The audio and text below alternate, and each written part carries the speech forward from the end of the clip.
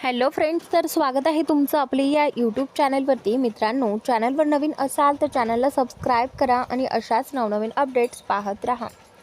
विहान म्हणतो, थांबा, तुम्ही काय डायरेक्ट देताय तिला? प्रिशा चिडून म्हणाली. What happen? विहानने विचारलं. विहान, तो बोर होतोय. दिशासोबत शॉपिंग करायला म्हणून आलाय क्रिशासोबत खेळायला. अजिबात देऊ नका तुम्ही क्रिशाला. प्रिशा म्हणाली. वहिनी प्लीज. अगं तुला माहीत आहे ना, ती दिशा एक ड्रेस सिलेक्ट करायला 2 तास लावते. एकाचा मटेरियल आवडत नाही तर दुसऱ्याचा कलर, तिसऱ्याची डिझाईन, चौथा महाग वाटतो, पाचवा जास्त छोटा, सहावा मोठा, सातव्याचा एक हात टाईट, आठव्याचा हात खूप लूज. आणि अशा सिच्युएशनमध्ये तिच्यासोबत मी असतो तर अक्षरशः थकवते ती मला. मितेश बारीक तोंड करून म्हणाला. तसा आता विहान बिचारा हसू लागला. सगळेच त्याच्याकडे बघत होते, कारण मितेशने सांगितलेले अगदी खरं होतं. विहान हसताना पाहून प्रिशाने रागातच त्याच्याकडे पाहिलं. तसा तो तोंडावर हात ठेवून गप्प बसला. सी सी सी आता तर दादा पण वहिनीसमोर गप्प बसला. हे चुकीचं आहे ना? वहिनी काय एवढी दमदाटी करते? तू माझ्या दादावर कसा होता तो? त्याची नजर बघूनच समोरचा माणूस गार व्हायचा. अजूनही त्यात काही गैर नाही, पण घरात हाच डेव्हिल भिगाबिल्लू बनून असतो. मितेश म्हणाला. अरे बाबा मितेश, बस कर रे, कशाला सुखी जोडप्यात आग लावतोस? प्रिशा रागात आता विहानकडे बघत होती आणि विहान आता मितेशचं ऐकून प्रिशाकडे बघू लागला. ती त्याच्याकडे खाऊ की गिळू अशा नजरेने पाहत होती. असं तिला बघून विहानने मात्र अवंढा गिळला आणि रागाने मितेशकडे पाहिलं. दादा, तू माझ्याकडे का बघतोस? रागात. उलट मी तर तुझीच बाजू घेतोय ना? मितेश म्हणाला. मितेश, तू माझी बाजू नाही घेतोयस, तू माझ्या संसारात आग लावतोयस आणि आता मला हे दिसतंय. त्यामुळे मी काहीही करण्याआधी निघ आणि दिशाकडे जा. विहान हळूच म्हणाला. अरे पण दादा, ते वहिनी. मितेश पुढे बोलणार तोच विहानने त्याला रोखलं. गेट लॉस्ट, विहान म्हणाला. मितेशने दीर्घ श्वास घेतला आणि बाजूला पाहिलं तर तिथे खूप लोक त्यांच्याकडेच बघत होते. बघा, ज्याचं करावं भलं तो म्हणतो माझंच खरं. भलाई का जमानाही नाही रहा भाई. मितेश त्यांच्याकडे बघून म्हणाला. मितेश? विहान रागात ओरडला. बरं बाबा, जातो जातो, पण क्रिशाला तरी दे. तू पलट. माझी क्रिशू नाही पलटत. हो हो की नाही बाबू? मितेश क्रिशाकडे बघून म्हणाला. तशी क्रिशाने हो म्हटलं आणि विहानचा चेहरा बघण्यासारखा झाला. ये क्रिशू, आपण मस्त खेळू, मितेश म्हणाला. काही गरज नाही तिला घ्यायची, जा आधी आणि दिशासोबत शॉपिंग कर, प्रिशा चिडून म्हणाली. पण वहिनी, मितेश बारीक तोंड करून म्हणाला. मम्मा, मला कुकीसोबत खेळायचं आहे, प्रिशा म्हणाली. नाही बच्चा, कुकीसोबत घरी जाऊन खेळू आपण, आत्ता नाही. माऊ एकटी आहे ना? प्रिशा म्हणाली. ओके, क्रिशा म्हणाली. तसा मितेश तोंड पाडून गेला. बिचारा विहान मात्र गालात हसला. मागे वळून पाहिलं तर प्रिशा रागात त्याच्याकडे बघत होती. तसा तो पुन्हा घाबरला. What happen baby, let's go, Vihaan म्हणाला आणि तिच्या खांद्यावर हात टाकला. तिनं रागातच त्याचा हात बाजूला केला आणि पुढे गेली. सांभाळून सर, आता तुमचं काही खरं नाही. घरी गेल्यावर बाजूने आवाज आला. विहानने पाहिलं तर तिथे एक मुलगा होता, 30-35 वर्षाचा. No no, she is love me, Vihaan हसून म्हणाला. नाही सर, कितीही प्रेम असलं ना तरीही अशा वेळी या बायका कोणाचं रूप घेतात काय माहिती. तो माणूस वैतागूनच म्हणाला. त्या कोणाचं रूप घेतात हे मला माहीत नाही, पण तुमच्या बायकोने आज नक्कीच चंडिकेचं रूप घेतलं आहे. मागे बघा, विहान म्हणाला. तसं त्याने मागे बघितलं तर ती मुलगी त्याला असं काही बघत होती की आज नक्कीच त्याची चटणी होणार होती. त्याने पुन्हा विहानकडे पाहिलं मदतीसाठी, पण विहान खोटं खोटं हसला. All the best for fighting, Vihaan म्हणाला आणि प्रिशाच्या मागे गेला. तो मुलगा मात्र विचारात पडला. काय दुर्बुद्धी सुचली आणि याला समजवायला गेलो. विहान प्रिशाच्या मागे गेला आणि तो मुलगा नाराजपणे विहानच्या पाठमोऱ्या आकृतीकडे बघत राहिला. काय जमाना आलाय रे देवा. त्या माणसाला मी सांगत होतो चांगल्याच, पण माझीच बँड वाजून गेला हा माणूस. मदत पण नाही केली. कशी करणार म्हणा. बायको रागून जी गेली त्याची. पण आता मी काय करू. ही नागिन मला आता डसेल त्याचं काय. तो माणूस मनातच म्हणाला. इकडे विहान प्रिशा जिथे होती तिथे आला आणि हळूच तिच्या कमरेत हात टाकला. तसं ती दचकून बाजूला बघते आणि त्याला बघून नाक मुरडत बाजूला झाली. तिची ती रिॲक्शन बघून तो गालात हसला आणि पुन्हा तिच्या जवळ गेला. हळूच तिच्याकडे झुकून म्हणाला, स्पेशल नाईटसाठी स्पेशल ड्रेस नक्की घे आणि जास्त लोक नको, ठीक आहे. तसं तिचे डोळे क्षणात मोठे झाले. तिने चमकून त्याच्याकडे पाहिलं आणि तिचा तो गुलाबी चेहरा त्याच्या नजरेस पडला. पण फार काळ नाही, कारण तिने झटकन मान फिरवली. तसा तो गालातच हसला. प्रिन्सेस, मम्माला समजलं का काय घ्यायचं आहे. चल तिकडे बघू अजून काहीतरी. विहान प्रिशाकडे तिरका कटाक्ष टाकत म्हणाला आणि क्रिशाला घेऊन दुसरीकडे गेला. निर्लज्ज, बेशरम, काही लाजच नाही या माणसाला. तर खुलेआम सांगतोय. शी, काय विचार करत असतील कोणी ऐकलत असेल तर. प्रिशा मनातच म्हणाली आणि दुसऱ्या दुकानात गेली, कारण तिथे कोणी ऐकलं असेल तर त्याने काय म्हटलं ते विचारानेच ती पार लाजून गेली. सगळ्यांची शॉपिंग झाली आणि सगळे लॉबीला भेटले, पण दिशा अजून आली नव्हती. दिशा कुठे आहे, मनिकने विचारलं. शॉपिंग करते, अजून झाली नसेल, मेघना म्हणाली. अरे बापरे, किती शॉपिंग करते ही, मनिकने विचारलं. आणि त्यानंतर तुझी मुलगी पण अजून आलेली नाहीये. बघ जरा, दोघीही अगदी सेम आहेत.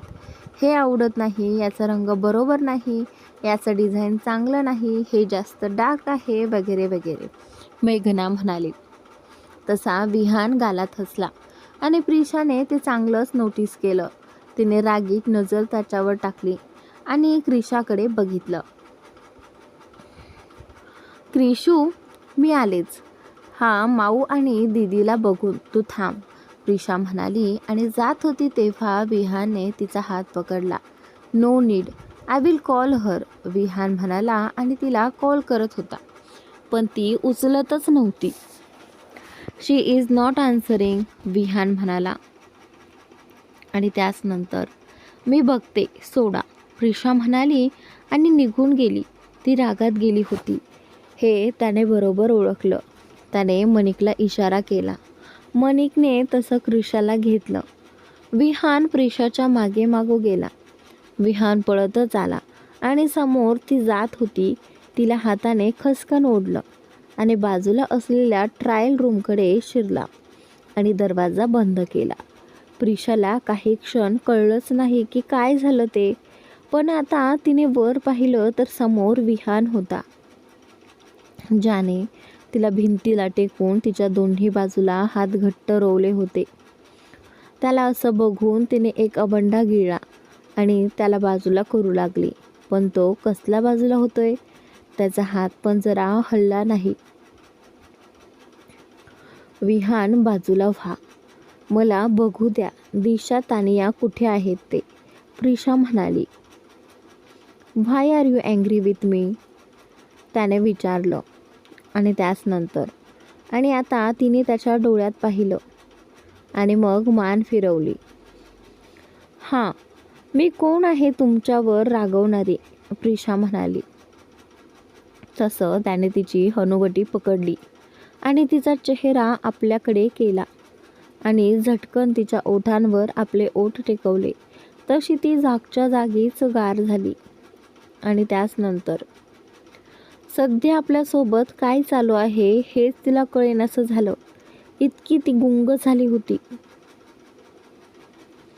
त्याचा तो केस वाईल्ड होत गेला आणि तिला आता ओठांना त्रास होऊ लागला.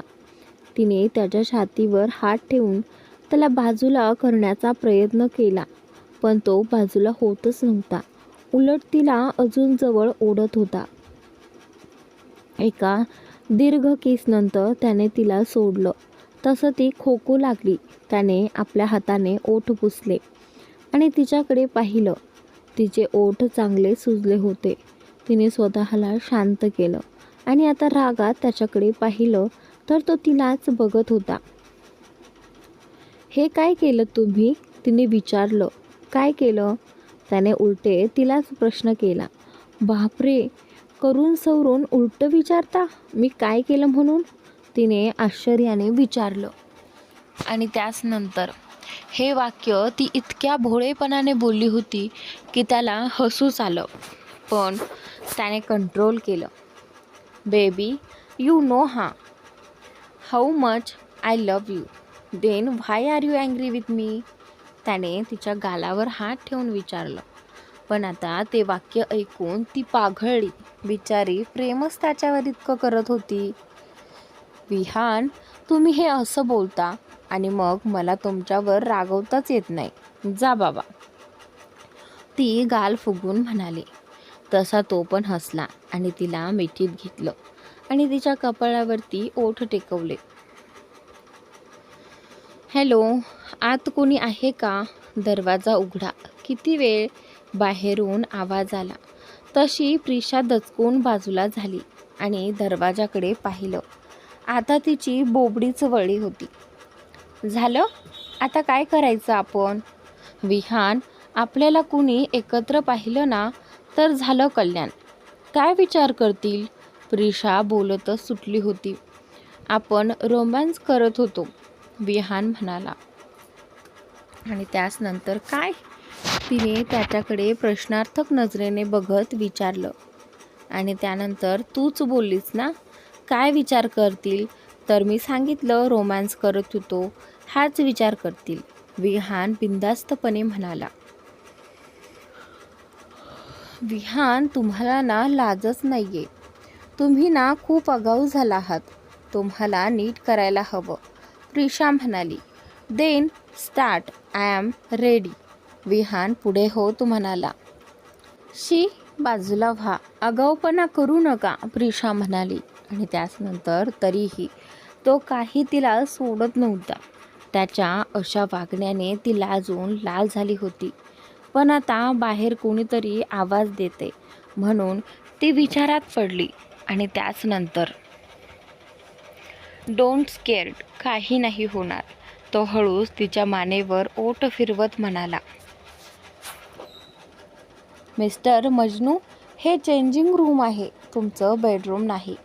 प्रिशा हळूच त्याला बाजूला करत म्हणाली, पण तो उलट तिला जास्तच खेचत होता.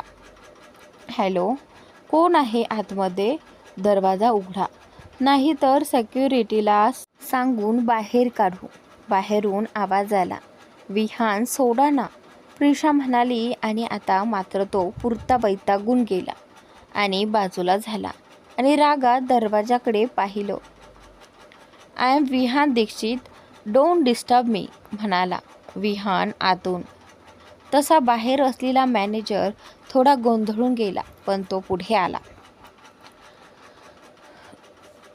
मिस्टर, आम्हाला माहीत आहे विहान सर इथे आले होते, पण आता ते गेलेत आणि तू स्वतःला विहान दीक्षित समजतोयस. बाहेर निघ. तुला विहान दीक्षित कोण आहे ते तरी माहीत आहे का? मॅनेजर रागात म्हणाला. तशी आता प्रिशा हसू लागली. त्याने तिच्याकडे पाहिलं आणि भुवया उंचावून काय म्हणून विचारलं. विहान दीक्षितला हे लोक ओळखतात, पण आवाज नाही ओळखला. स्ट्रेंज ना, कारण मघापासून किती बोललात तुम्ही, आवाज नाही ओळखला. काय बोलायचं? प्रिशा नाटकीपणे म्हणाली. तुला ना मी घरी जाऊन बघतो, आधी यांना बघू दे. माझ्या रोमॅन्सचा पूर्ण कचरा केला यांनी, सोडणार नाही यांना, विहान म्हणाला आणि रागात दरवाजा उघडला. आणि आता समोर जळजळीत नजर टाकली तसे सगळेच आता आव असून त्याला आणि प्रिशाला बघू लागले.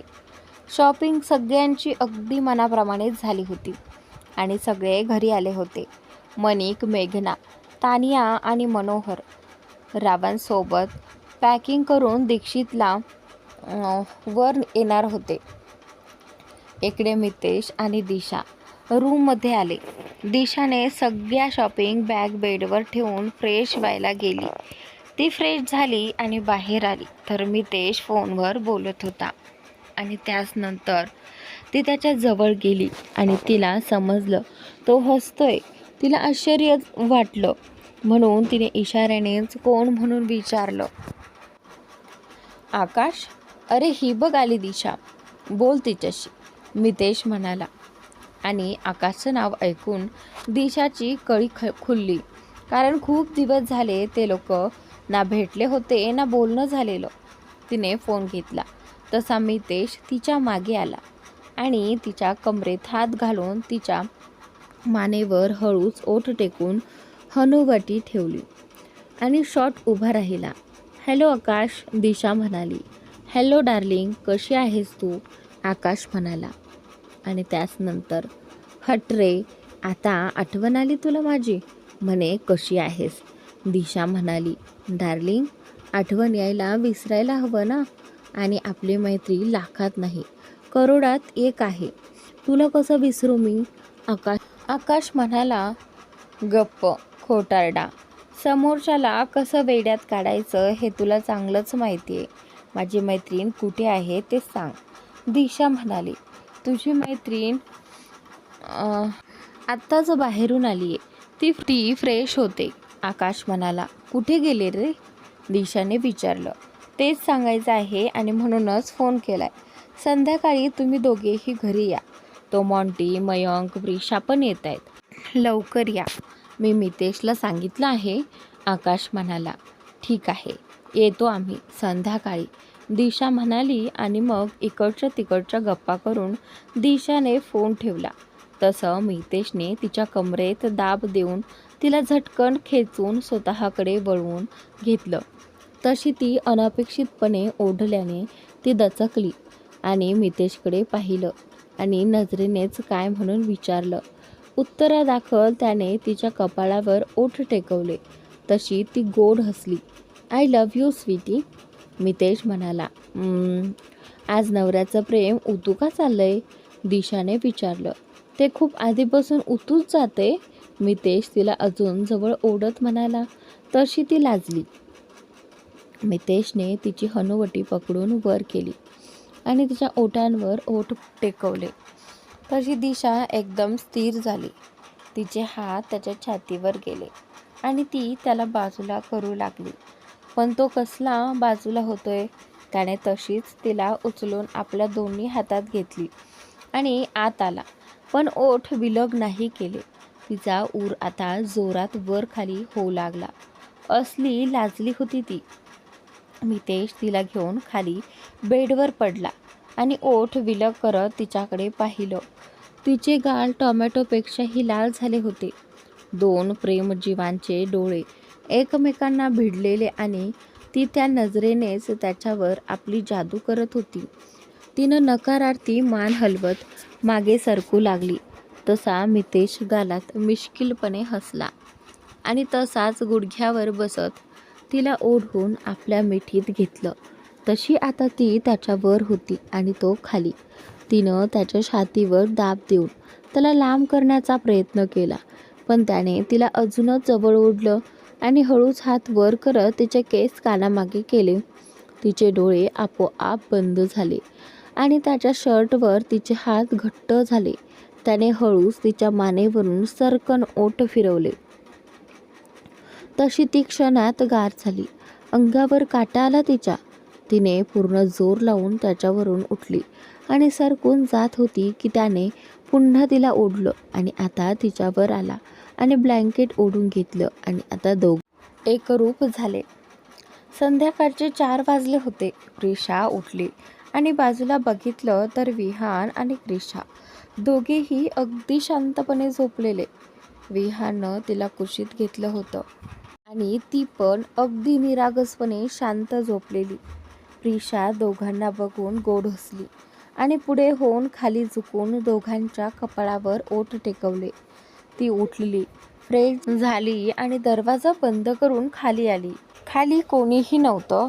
तिने आजूबाजूला बघितलं तर काम करणारा स्टाफ होता. ती तशीच किचनमध्ये आली आणि आता सर्वांना स्नॅक्स करू हा विचार केला आणि लगेचच गॅसवर चहा ठेवला आणि लगेचच मेथीचे पराठे करायला घेतले. आज खूप दिवसांनी ती घरी होती. ऑफिसला जात होती म्हणून तिला काम करायला जास्त वेळ मिळत नव्हता आणि जेव्हा वेळ मिळायचा तेव्हा विहान तिला सोडायचा नाही. आज वेळ होता तर ती सर्वांना स्नॅक्स बनवू लागले. यार प्रिशा, किती दिवस झाले तू किचनमध्ये आलीच नाहीस आणि म्हणूनच मॉम रागवले आहेत आपल्यावर. आता एक काम करते, आज पूर्ण डिनर यांच्या आवडीचं करते म्हणजे खुश होतील. आणि प्रिशू, त्या रागवल्या आहेत तर त्यांच्या जवळ जा आणि शांतपणे बोल ना, त्या नक्कीच तुला समजून घेतील. प्रिशा पराठे करता करता स्वतःशीच बोलत होती.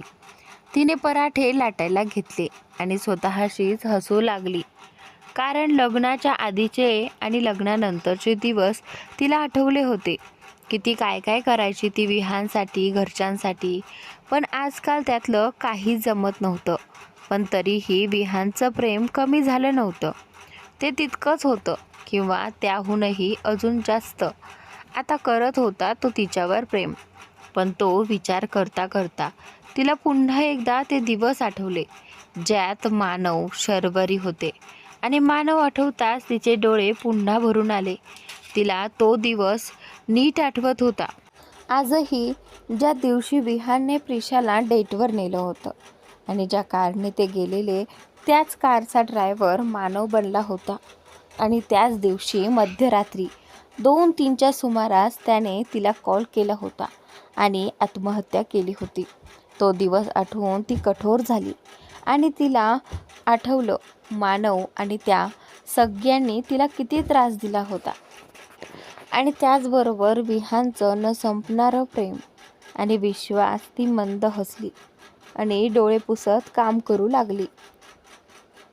आता तिची ओळख एकच होती जी अख्ख्या जगाला माहीत होतं. प्रिशा विहान दीक्षित. प्रिशाने सर्वांसाठी स्नॅक्स बनवला आणि डायनिंग टेबलवर ठेवला. तितक्यात बाहेर पुरुषोत्तमराव आले आणि प्रिशाला पाहून एक स्मित केलं. प्रिशा, आज तू केला स्नॅक्स? पुरुषोत्तमरावांनी विचारलं. हो बाबा, प्रिशा म्हणाली. काय आहे सांग लवकर, सुगंधानेच भूक लागली आहे मला, पुरुषोत्तमराव म्हणाले. बाबा, मेथीचे पराठे आहेत आणि चहा, प्रिशा म्हणाली. ग्रेट, दे मला लवकर, पुरुषोत्तमराव म्हणाले. तितक्यात वरून दिशा आणि मितेश आले. काय रे बोलताय डॅड, मितेशने विचारलं. तसं पुरुषोत्तमरावांनी मागे पाहिलं. दिशा आणि मितेश पण येऊन डायनिंग टेबलवर बसले. काही नाही, प्रिशाने स्नॅक्स केला आहे, मेथीचे पराठे आणि चहा आहे, तोच दे म्हणून म्हणत होते. पुरुषोत्तमराव म्हणाले. काय वहिनी, तू केला आहे स्नॅक्स? मला पण दे लवकर, मितेश म्हणाला. तितक्यात वरून विहान आणि प्रिशा आले आणि मीनाक्षी पण आल्या. ते पण बसले. प्रिशाने त्यांना स्नॅक्स दिला आणि स्वतःसाठी पण घेतला आणि विहानच्या शेजारी बसले. सगळे आनंदाने खात होते. प्रिशा नुकतीच झोपून उठली होती म्हणून शांत होती. थोड्या वेळाने मनिक, मेघना, तानिया आणि मनोहर राव येणार होते म्हणून सगळेच खुश होते. स्नॅक्स झाला तसे सगळे हॉलमध्येच बसले. फक्त प्रिशा किचनमध्ये आली आणि आनंदाने डिनरचा प्लॅन करू लागली. कारण आज डिनर ती जे बनवणार होती ते एका भल्या मोठ्या रूममध्ये. तो एकटाच बसलेला होता. पूर्ण रूममध्ये अंधार होता आणि त्या अंधारात समोर LED लावली होती ज्यावर पूर्ण रूमभर एका मुलीचे फोटो होते. वेगवेगळ्या रूपातील तिचे ते फोटो पाहून त्याचा आत्मा तुटत होता. खूप साऱ्या आठवणी डोळ्यासमोरून जात होत्या. भावी आयुष्यासाठी जी स्वप्न पाहिलेली ती अर्धवट सोडून ती निघून गेली होती. माया. त्याच्या तोंडून नकळतपणे ते नाव निघालं आणि गालावर इतक्या वर्षांनी पुन्हा अश्रू ओघळले. एक दिवसही असा गेला नाही इतक्या वर्षात की त्याला तिची आठवण आली नाही. प्रत्येक क्षण, प्रत्येक सेकंड, प्रत्येक मिनिट त्याच्या मनात तीच असायची. प्रेम जे करत होता तिच्यावर, त्याचं अख्खं जग होती, त्याचं अस्तित्व होती ती त्याची बायको माया अभिमन्यू सिंघानिया. त्याने डोळे पुसले आणि समोर असलेला तो ग्लास ओठांवर लावला. डोळे पुन्हा लाल झाले होते. रक्त उतरलं होतं डोळ्यात. त्या दिवशी SD ग्रुप अँड कंपनीजमध्ये विहानला पाहून पुन्हा एकदा त्याला त्याचा भूतकाळ आठवला. नकळत का होईना विहानने त्याच्या जखमेवरील खपली काढली होती, दुखरी नस दाबली होती आणि तेव्हाच सुरू झाला होता सामना. खेळ की म्हणाव बदला. अभिमन्यू मनात ज्वालामुखी घेऊन फिरत होता, जिचा उद्रेक कधीही होऊ शकत होता, अगदी कधीही. माया, आज 4 वर्ष झाली तुला जाऊन, पण एक दिवसही असा जात नाही की तुझी आठवण येत नाही. तुला माहीत आहे ना, हा तुझा खडूस नवरा तुझ्यावर किती प्रेम करतो, मग तरीही का गेलीस मला सोडून आणि आपल्या प्रिन्सेसला. बोलताना त्याला हुंदका फुटला आणि तो तसाच तिच्या एका फोटोसमोर खाली बसला. खूप सुंदर होती ती आणि सध्या त्याच्यासमोर तिचा एक लाल साडीतला फोटो होता, जो लग्नानंतर फक्त 4-5 दिवसांनी त्याने लपून काढला होता. अरेंज मॅरेज झालं होतं त्यांचं, पण लग्नानंतर ते दोघं प्रेमात वेडे झाले होते एकमेकांच्या. तो पुन्हा एकदा उठून उभा राहिला आणि पुन्हा तिच्या फोटोकडे बघितलं. त्या फोटोतून त्याला ती रक्तबंबाळ अवस्थेतली आठवली, त्या ॲक्सिडेंटच्या वेळी. Maya, I promise you, I will finish him. I will finish Vihan Dikshit. Mark my words. And I will definitely do this. Just wait for some time. Abhimanyu म्हणाला. एकावर एक ग्लास रिकामे करत तो शेवटी तिथेच बसल्या बसल्या कोसळला. पूर्ण रूममध्ये धूर भरला होता. इतक्या सिगारेट्स तो ओढून झाला होता. माया गेल्यापासून त्याचं अस्तित्वच नाहीसं झालं. तिच्यामुळेच तो होता, पण आता ती गेल्यापासून फक्त आपल्या वडिलांसाठी तो जगत होता. वहिनी, आपण ग्रीन चिकन बनवूया का? आज मेघनाने प्रिशाला विचारलं. त्याला विचारताय काय दीदी, बनवूया, प्रिशा म्हणाली. त्या दोघी मिळून संध्याकाळचा डिनर तयार करत होत्या. विहान स्टडी रूममध्ये आला. आपलं काम करत होता आणि मितेश, मनिक, तानिया क्रिशासोबत खेळत होते. मनोहरराव, पुरुषोत्तमराव आणि मीनाक्षी त्यांच्या बेडरूममध्ये बसून गप्पा मारत होते. विषय होता गावच्या शेतीचा आणि तो विषय बोलायला पुरेसा होता. 5 तास तरी. मनोहर, काय बोलतेस तू? 3 एकर जमीन म्हणजे गावी आरामात घर बांधशील आणि किती महिने तू गावी नाहीस म्हणून बाहेरगावी ट्रिप काढशील, पुरुषोत्तमराव म्हणाले. हा भाऊजी, आमची जमीन आहेच की आणि तिथेच तुम्ही घर बांधा, मीनाक्षी म्हणाल्या. वहिनी, जमीन काय आता पण घेईन मी, पण तुम्हाला गावच्या वर्षानुवर्ष चालत आलेल्या परंपरा माहितीच आहेत. सुनेच्या माहेरी घर बांधणं म्हणजे लोकांना बोलायला चान्सच मिळेल, मनोहरराव म्हणाले. मनोहर, कसला विचार करतोयस? जमाना पुढे गेलाय. 2025 चालू आहे आणि या काळात अशा गोष्टी बोलतोयस आणि राहिला प्रश्न लोकांचा, तर अशा लोकांच्या विचारांना आपण काहीच करू शकत नाही.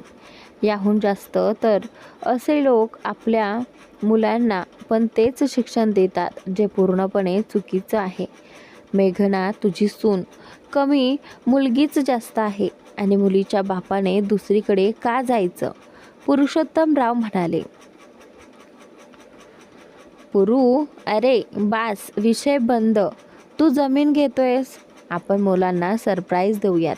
मनोहरराव बोलायच्या आधीच पुरुषोत्तमराव म्हणाले. चल आता, तू बोलतोयस तर ठीक आहे, मनोहरराव म्हणाले. तसे मीनाक्षी आणि पुरुषोत्तमराव दोघंही खुश झाले. झालं तर मग आता आपण गावी जाऊन जमिनीचं फिक्स करून घेऊ, पुरुषोत्तमराव म्हणाले. अरे पण आता सध्या आपण हाँगकाँगला जातोय ना, मनोहररावांनी विचारलं. हे तर आहेच. थांब, काहीतरी बघूयात, पुरुषोत्तमराव म्हणाले. तू काय विचार करतोयस पुरू? मनोहरराव, कळेल, थांब, पुरुषोत्तमराव म्हणाले. तिचे अशाच गावच्या गप्पा मारत होते. ट्रिंग ट्रिंग ट्रिंग ट्रिंग फोन व्हायब्रेट होत होता. फोनच्या आवाजाने तानिया आत आली आणि फोन उचलला. समोर स्क्रीनवरचा नंबर बघून ती काही क्षण थांबली, कारण त्यावर नाव झळकत होतं, जयदेव वर्मा. जयदेव का फोन करतोय मला? तानिया स्वतःलाच विचारू लागली आणि फोन उचलला. हॅलो, बोल जयदेव, तानिया म्हणाली. हे तानिया, कुठे आहेस? जयदेवने विचारलं. मी आता माझ्या मॉमच्या घरी आले. पण असं का विचारलं तू? तानिया, अगं उद्या राजचा बर्थडे आहे आणि आज रात्री 12 वाजता सेलिब्रेशन करणार आहोत आम्ही सगळे. सरप्राईज आहे, त्याच्यासाठी तू येशील ना? सगळे येत आहेत, जयदेव म्हणाला. तानिया विचारात पडली, कारण त्या दिवशी पार्टीतला तिचा आणि राजचा डान्स तिला आठवला आणि नकळतपणे तिने आवंडा गिळून टाकला. तानियाने फोन ठेवला आणि आता ती पूर्णपणे विचारात हरवली, कारण बर्थडे पार्टीला राजच्या जायचं होतं आणि त्या दिवशीच घडलेला तो प्रसंग ती अजूनही विसरलेली नव्हती. म्हणूनच जायचं का नाही या द्विधा मनस्थितीत ती अडकली होती. यार तानिया, त्या दिवशी जे काही झालं तो फक्त एक इन्सिडन्स होता. It's not a big deal. So relax and go to this party. Okay, relax. Tania स्वतःला समजावत होती, तरीही तिचे विचार थांबत नव्हते. हाँगकाँगला जायला फक्त एकच दिवस होता. परवा रात्री ते सगळे निघणार होते, म्हणून प्रिशा आणि मेघना खूप खुश होत्या.